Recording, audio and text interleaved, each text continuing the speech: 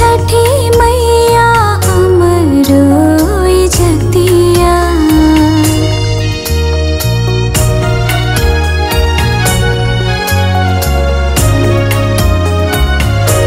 केलो हम पहिल बेर छठ के बरतिया।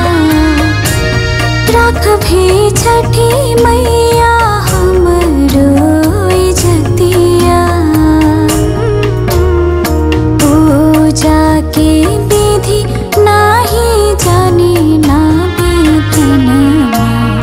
नया नया बरतिन तोहार हो। कर जोरी विनती करै छी हे मैया। राखब सिनुर के सम्हार हो।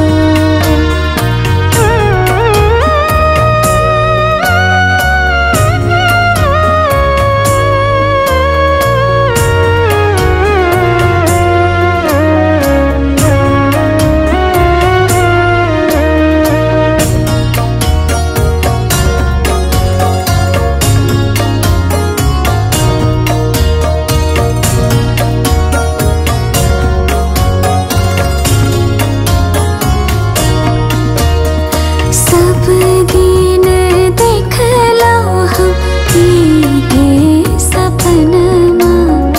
पिया घर छठ करब रहे मोर मनमा। दौरा उठाओ चलो अब छठ घाट। मैया लौटे फिन दुलार हो। कर जोरी विनती करै छी हे मैया। राखब सिनुर के सम्हार हो।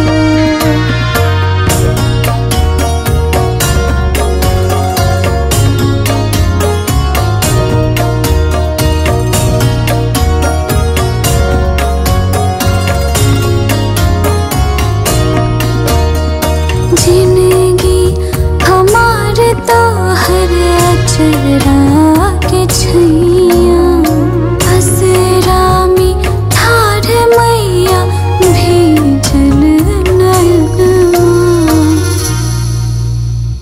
करियो कृपा हे छठी मैया। भरी दियो गोदिया हमार हो। कर जोरी विनती करै छी हे मैया। राखब सिनुर के सम्हार हो। केलो हम पहिल बेर छठ के बरतिया। राखभी छठी मैया हमरो इज्जतिया। पूजा के विधि नाही जानी ना बेतनवा।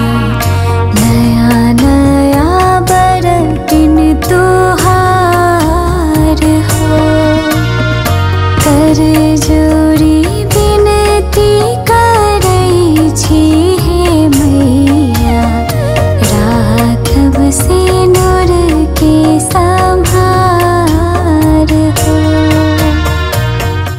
हमारे इस चैनल मैथिली गंगा को लाल बटन दबाकर सब्सक्राइब करें व घंटी के निशान का बटन दबाएं ताकि सभी नए वीडियो आप तक तुरंत पहुंचे बिल्कुल मुफ्त।